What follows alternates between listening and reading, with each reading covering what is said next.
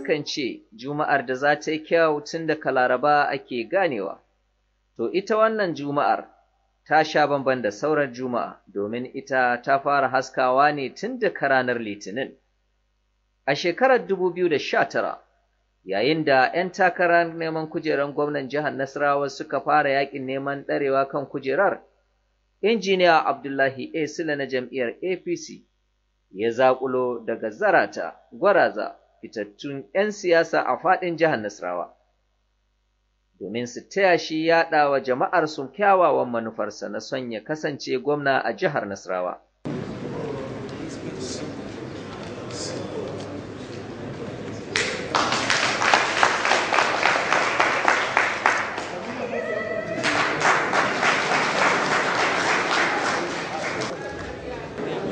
Babu shakka na san masu kallo da sauraronmu za su fara tunanin menene manufar nasa. Tabbas yana da kyawawan manufofi. Sani a Wamba mun samu opportunity lokacin da aka yi creating ɗin ideas.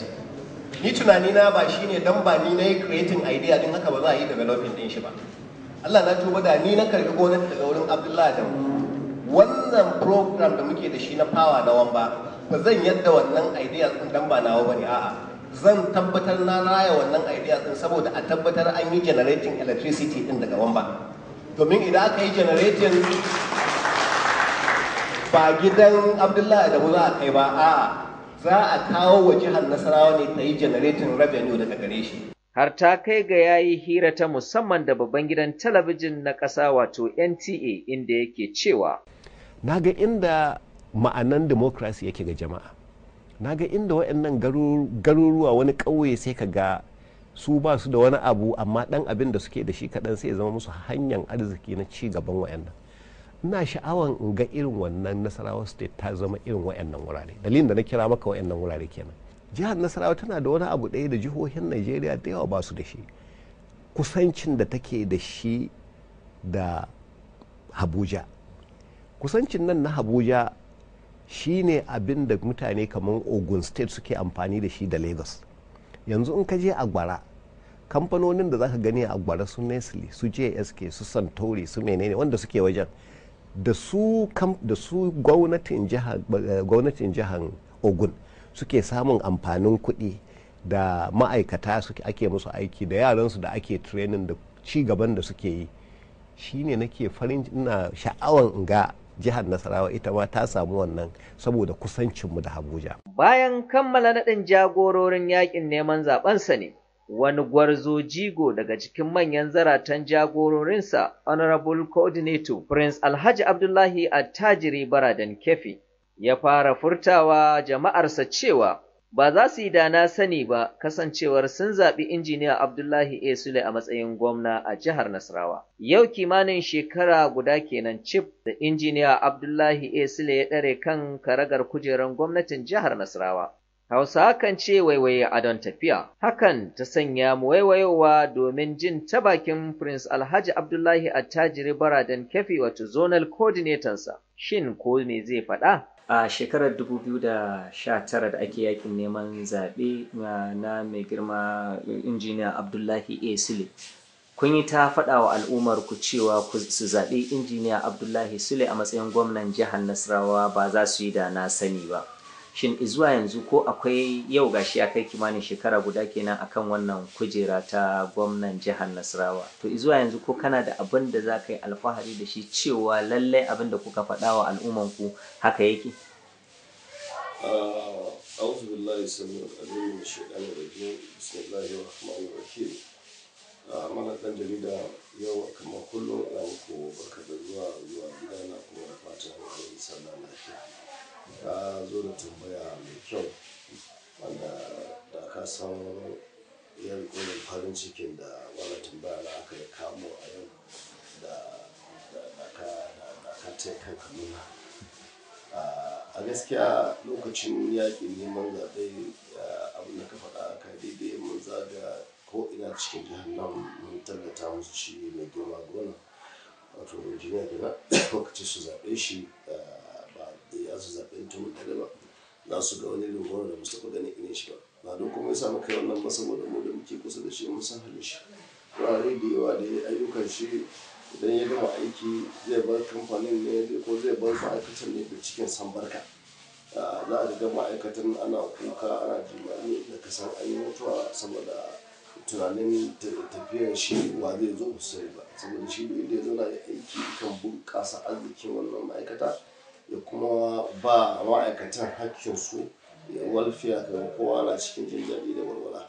To da rike wannan ne saboda sanin halin shi sa muka faɗa da babban murya da rantsuwa saboda mun sun bala mai kafara ba a zaɓe shi. To alhamdulillah mutanen jihar Nasarawa ba su ba mana ƙasa da ba su to sun zaɓe shi bisa ga alƙawarin da muka yi.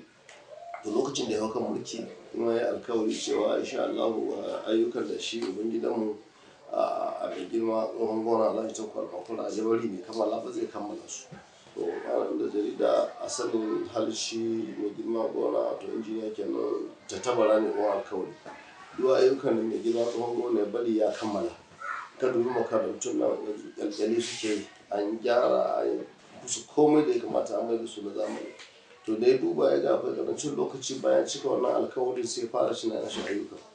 Yanzu na ci zan tsaya na lissafa maka ayyukan da shi ya yi a wannan ƙaramin lokaci wanda a shekara guda ba aikin shi kawai ba ya yi ayyukan tsohon gona sun ne kamar shi.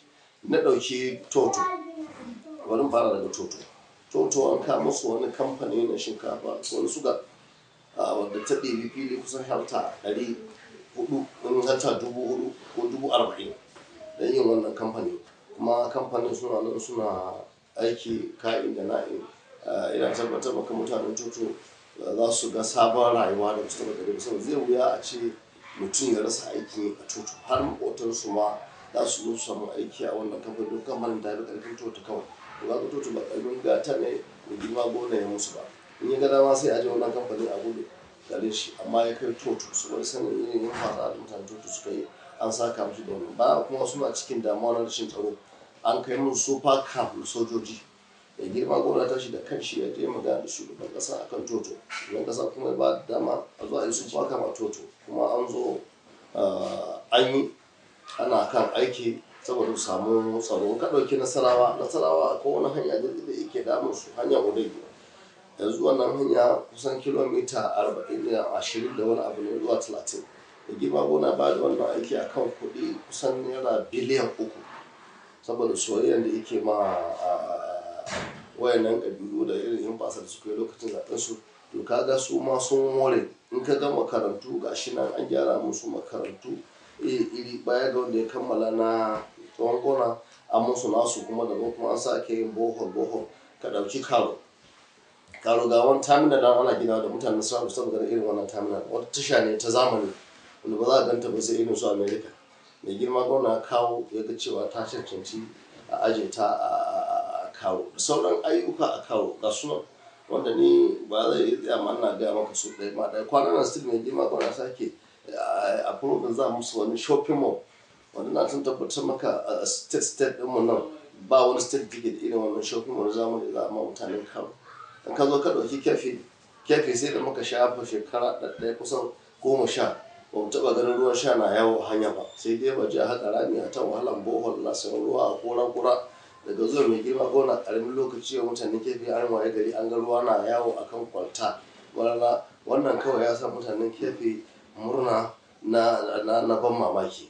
Wata rana mai girma gona sake shigo a kefi da wasu tugwaye sun haɗe ana son a rawa su maganar kuɗi ya shiga mota nan take kawo miliyan 10 ya ce ga nashi guduma saboda tausayi irin nashi da kuma so da hikima mutane wannan gari.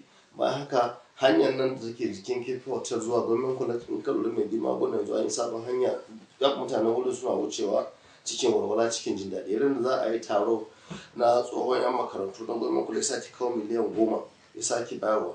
Sannan maganar cutar da ta zo na menene covid-19 ya sake cire kuɗi a wasu gwamnoni suna jira a kawo kuɗi su wawushe shi kuma ya cire miliyan 10 a jihun shi ya miƙa ya don a yaƙi wannan cuta a ga cewa ya kare martaban mutanen jihar shi wannan cuta ba ta zo jihar shi ba. Ka shiga ƙaramin hukumar Kukura wata makaranta na nan ana kiranta GSS gara huku amma da ita makaranta na zamani in ka ce university ne man ka shiga makaranta saboda in ba sa da namijin kokari irin na mai girma gona akwai wani hanya ma ko na amfani ita ma ga sanan dai ayyukan dai kamar na faɗa maka a wannan ƙaramin lokaci na shirin tsaya ana bin su ɗaya bayan da sai in hana ka zuwa aikin ka na yau to mai girma gona ba wanda za mu ce mishi sai dai mu ce mun gode.